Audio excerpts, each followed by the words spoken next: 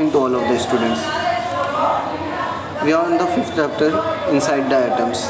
Now today we will discuss about the isotopes. Isotopes is of the different types. You will know. So in a simple as example, isotopes has a chemical property same but physical property is different. That you will learn in a next standard definition.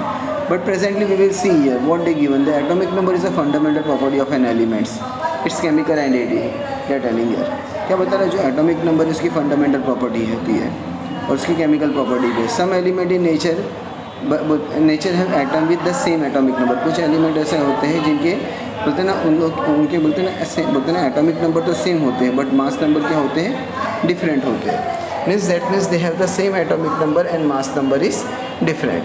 Here so for example they given such atom of the element having different mass number are called as an isotopes and this kind of the atom they have a different mass number. बोलते हैं ना जिनका atomic number तो same रहेगा but mass number different है उसको क्या बोलेंगे हम लोग isotopes. मतलब here the mass number will be atomic number will be same and the mass number will be different. That we are telling as an isotope. So second thing we are telling or the chemical property will be same and the physical property is different. That type of the things also we are telling as an isotope. इसको भी बोलते हैं हम लोग isotope.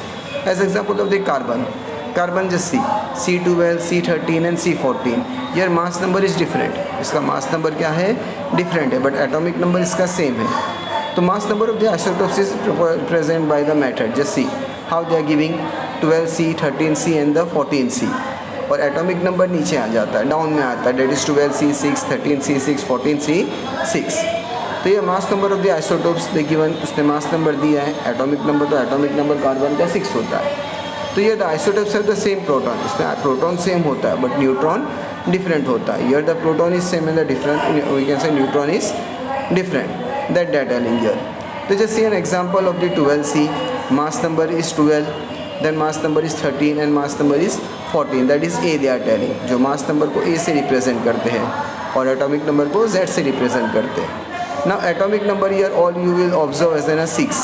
atomic number सबका same ही रहने वाला है. कोई भी एलिमेंट हो उसका atomic number सेम रहेगा बट mass number क्या होगा डिफरेंट हो जाएगा. mass number will be different. तो ये 12 minus 6 you will see neutron will be 6. 13 minus 6 neutron will be 7. 14 minus 6 neutron will be 8. that means here neutron are different. यहाँ पे neutron क्या हो जाएगा डिफरेंट हो जाएगा. दोनों इन the case of hydrogen also you will C hydrogen के भी क्या होते हैं 3 आइसोटोप्स होते हैं.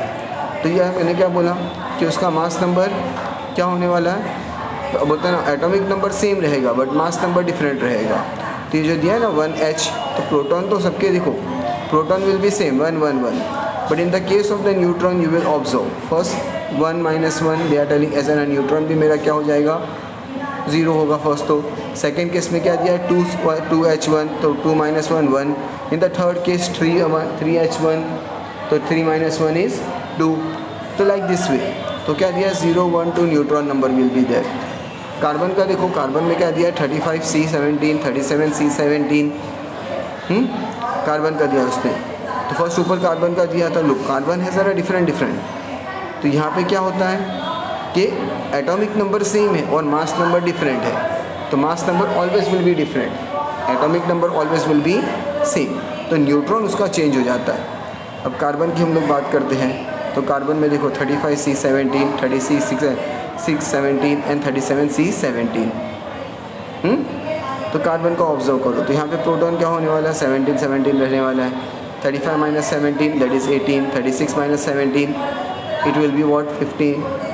36 minus 17 it will be what how much it will be a 19 case 19 minus 17 how much it will be a 36 and 37 C17 here again it is 17 we can say same. तो here it will be you will observe तो 37 minus 70 you will get as a 20. तो neutron मेरा change हो जाएगा मतलब 35 36 37 और सबका 17 ही रहने वाला है. तो you have to subtract neutron के लिए अपने को क्या करने पड़ता है 30 सब्ट्रैक्ट करने पड़ता है उससे 35 minus 17 36 minus 17 37 minus 17. तो like this way we are getting the isotopes. इस तरह से अपने को आइसोटोप्स मिलता है. अब यूजेस ऑफ आइसोटोप्स कहाँ यूज़ होते हैं. Isotopes of some element are radioactive. कुछ बोलते हैं ना एलिमेंट के आइसोटोप्स बहुत ज़्यादा रेडियो एक्टिव होते हैं मतलब इफेक्ट करते हैं पूरे सराउंडिंग में. As example of the industries are there, agriculture are there, medicine are there, research field, ये सब जगह पे आइसोटोप्स हम लोग यूज़ करते हैं, याद रखना। बट ये रेडियो एक्टिव होते हैं, मतलब एनवायरनमेंट को हार्मफुल कर सकते हैं। ना uranium 235 is use for nuclear fusion, ये यूरेनियम 235 ना न्यूक्लियर फ्यूजन के लिए यूज़ होता है, जिससे क्या होता है इलेक्ट्रिसिटी जनरेट करते हैं, means we are generating the electricity.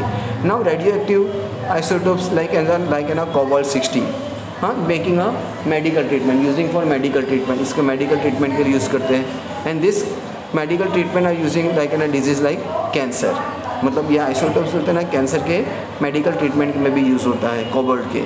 ना iodine 131 is use for the treatment of the goitre disease for the thyroid gland. Goitre तुमको पता होगा कैसा होता है, जब सॉल्ट की बोलते हैं ना, सॉल्ट में आयोडीन की कमी रहती है वो टाइम में। तो what you are observing some of the peoples you are looking, बोलते हैं ना नेक साइड में एक बड़ा सा सो टाइप रहता है उन लोगों के, बड़ा सा बोलते हैं ना सो, एकदम फुगा हुआ सो रहता है गला, तो एक्चुअली वो क्या होता है गोइट्री होता है। The radioactive isotopes are use for determination of the cracks, leakage in the underground of the pipes.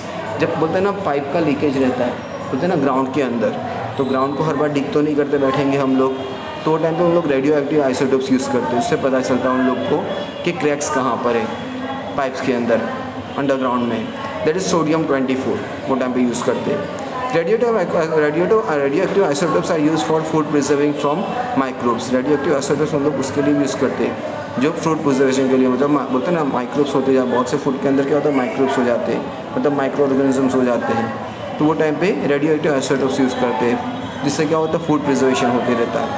Radio active isotope C14 is use for the determining the age of archaeological object. अगर कोई पुरानी चीज़ मिली है और उन लोग को as determine करनी है तो वो टाइम पे C14 आइसोटोप्स यूज़ करते हैं, उससे उन लोग को ईजिली पता चल जाता है कि कितनी एज है, means how much the age is there.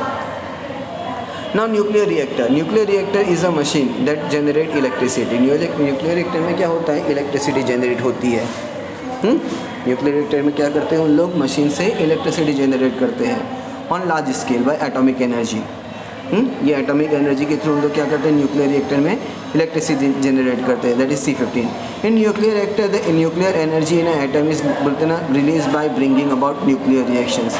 तो बोलता है ना ये न्यूक्लियर एनर्जी बोलता है ना, इसमें बता रहा है, तो न्यूक्लियर एनर्जी में क्या होता है इन एन एटम, बोलते हैं ना एक एटम रिलीज़ करते हैं। कौन सा एटम रिलीज़ करते हैं, इसमें यूरेनियम वाले, क्रिप्टॉन वाले, स्ट्रोनियम वाले, ये सब एटम रिलीज़ करते हैं। तो that understand means nuclear reaction with example of the nuclear fuel namely as an uranium. जैसे कि हम लोग यूरेनियम का एग्जांपल लेते हैं, यूरेनियम 235, जब उसको बॉम्बार्ड करते बोलते हैं ना, जब उसको ब्लास्ट करते हैं ये न्यूक्लियर रिएक्टर में, मतलब उससे क्या होता है सबसे ज़्यादा हीट प्रोड्यूस होती है, और जो हीट प्रोड्यूस होती है ना उससे क्या होता है उन लोग इलेक्ट्रिसिटी जनरेट करते हैं। To form two different type, that is krypton 92 and barium 145, that is 2 to 3 neutron, यहाँ पे 2 या 3 न्यूट्रॉन आते हैं इसके अंदर। On decreasing the speed of this neutron, जब बोलते हैं ना उसकी स्पीड ना डिक्रीज हो जाती है न्यूट्रॉन की, तो वो टाइम पे बोलते हैं ना ये यूरेनियम ज़्यादा इफेक्टिव होता है ना, उसका फिजन ज़्यादा हो जाता है। In this way chain reaction of the nuclear fission take place. ऐसे में क्या होता है न्यूक्लियर फिजन का टेक प्लेस, मतलब न्यूक्लियर फिजन हो जाता है, मतलब चेन रिएक्शन होते जाता है न्यूक्लियर रिएक्शन का। मतलब एक बार यूरेनियम ब्लास्ट हुआ, मतलब कंटिन्यूसली उसकी हीट लिबरेट होती है, बाद में उन लोग उसको कंट्रोल करते हैं। A large amount of the nuclear energy is release during a chain reaction, इसमें सबसे ज़्यादा एनर्जी ये होता है ना रिलीज होती है। And this chain reaction is kept under control to prevent probable explosion. ये चेन रिएक्शन की यूज़ करते हैं जिससे एक्सप्लोजन के टाइम पे उसकी एनर्जी उन लोग कंट्रोल कर पाए, एक्सप्लोजन कंट्रोल कर पाए, क्योंकि एक बार ये यूरेनियम ब्लास्ट होता है ना तो उससे हीट रिलीज होती ही रहती है।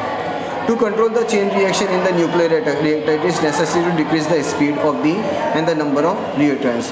बोलते ना अगर इसको चेन रिएक्शन को डिक्रीज करना है तो इसमें पहले तो सबसे पहले उसकी स्पीड डिक्रीज करनी पड़ती है, and then we have to decrease the number of the neutron. Now for this following purpose we are using moderator and generator. In the moderator graphite or heavy water we are using graphite, मतलब जो कोयला की तरह रहता है like ना carbon type, तो ये ग्राफाइट पेंसिल में जो हम लोग यूज़ करते हैं, तो ग्राफाइट और heavy water is use in the moderate for reducing the speed of the neutron. तो ग्राफाइट में क्या होता है सबसे ज़्यादा उन लोग ग्राफाइट बोलते हैं ना उसको कंट्रोल करने के लिए ग्राफाइट यूज़ करेंगे या हैवी वाटर यूज़ करेंगे। कंट्रोलर में क्या होता है जो नंबर ऑफ न्यूट्रॉन रहता है ना उसको एब्जॉर्ब करते हैं by the rod of the boron and the cadmium and beryllium are use to control. इसमें से क्या होता है बोरॉन का रॉड रहेगा, कैडमियम का रॉड रहेगा। 2 मिनट ओनली 2 मिनट। हाँ, the rod of the borons are there, cadmiums are there, berylliums are there for controlling. The heat in this fusion जो होता है ना, इसमें फ्यूज़न की जो हीट रहती है ना, इसमें वाटर से कंट्रोल होता है ना, कूलेंट होती है, और जो वाटर ट्रांसफॉर्म होता है हीट में, and this heat are using for the turbine rotations, for that we can say electricity is generated. तो इन इंडिया देयर आर 22 होते ना, अपने इंडिया में 22 न्यूक्लियर रिएक्टर्स हैं 8 प्लेसेस में, जैसे कि Apsara Bhabha atomic research centre Mumbai में है। And then we stand critical on 4 August 1950, बोलते ना कब बनाए थे, 4 अगस्त 1956 में बनाए थे। And India has a reserve, होता ना इसमें थोरियम यूज़ करते। And Indian scientist develop a future plan, Indian scientist ने फ्यूचर प्लान भी डेवलप किया है, जिससे आइसोटोप्स यूरेनियम 235 आइसोटोप सजेस्ट थे। तो आइसोटोप्स यूरेनियम 233 है और थोरियम 232 है। तो this is the end of the chapter. We will send I will send the question answer and you have to complete in the notebooks. तो याद रखना, ये यूरेनियम है, थोरियम है, कैडमियम है, ये सब बहुत हार्मफुल्स रहते हैं।